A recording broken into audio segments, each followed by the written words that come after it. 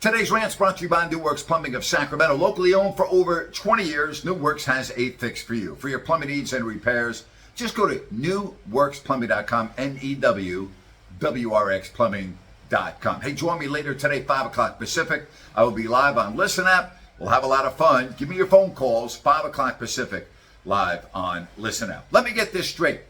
The owner of the Golden State Warriors, Joe Lacob, goes on a podcast hosted by Andre Iguodala and Evan Turner. And during the podcast, he talks about the luxury tax system being unfair, and he gives his reasons why. The NBA has fined Joe Lacob $500,000.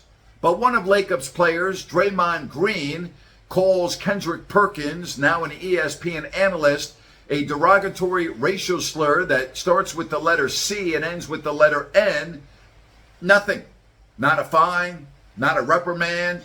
Draymond Green comes out on a podcast and talks about how after talking to Joe Dumars and Adam Silver, he realized that he was wrong and he gave an apology. That's right, an apology. But no fine, no suspension, no anything. It's okay for a player in the NBA to call a host on ESPN a racial slur, but if you're Joe Lacob and you go on a podcast and you talk about the luxury tax being unfair, that's a no-no. No.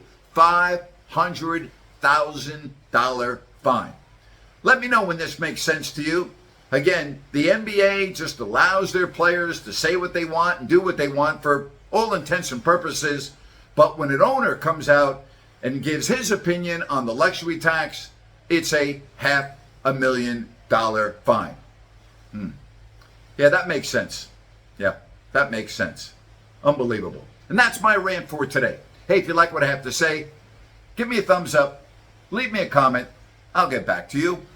And as always, thank you so much for watching Grant's Rant.